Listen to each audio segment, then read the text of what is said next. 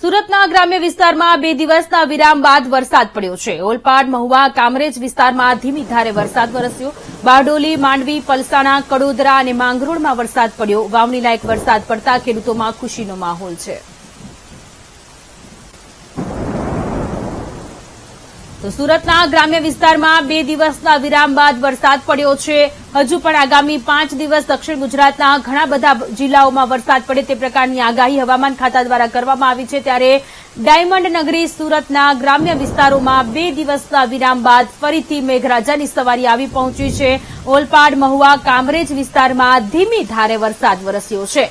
કાચું સોનું વરસતું હોય આકાશમાંથી તે પ્રકારની સ્થિતિ અત્યારે સુરતમાં જોવા મળી રહી છે। ગ્રામ્ય વિસ્તારમાં વરસાદ પડતા ખેડૂતોમાં ખુશીનો માહોલ છે। વાવણી લાયક આ વરસાદ પડી રહ્યો છે અને આ વખતે ખેડૂતોને સારી એવી ઉપજ મળશે તે પ્રકારની આશા પણ સેવી રહ્યા છે।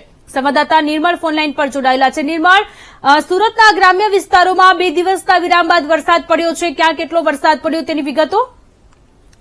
ચોક્કસથી કે સુરત જિલ્લામાં બારડોલી, માંડવી, પલસાણા, કડોદરા, માંગરોળ, ઓલપાડ, મહુવા, કામરેજ સહિતના વિસ્તારોમાં આજે વહેલી સવારથી ધીમી ધારે વરસાદ વરસી રહ્યો હતો અને વરસાદ વરસતા જ જે ખેડૂતો છે ખેડૂતોમાં ખુશીનો માહોલ જોવા મળ્યો છે। કારણ કે હાલ ખેડૂતોને જે ડાંગર, શેરડીનો જે પાક હોય છે તેનામાં વરસાદ ખાસ જરૂરી હોય છે અને વરસાદ પડતા જ હાલ ખેડૂતોમાં ખુશી જોવા મળી રહી છે। જી નિર્મળ, આભાર તમામ વિગતો માટે।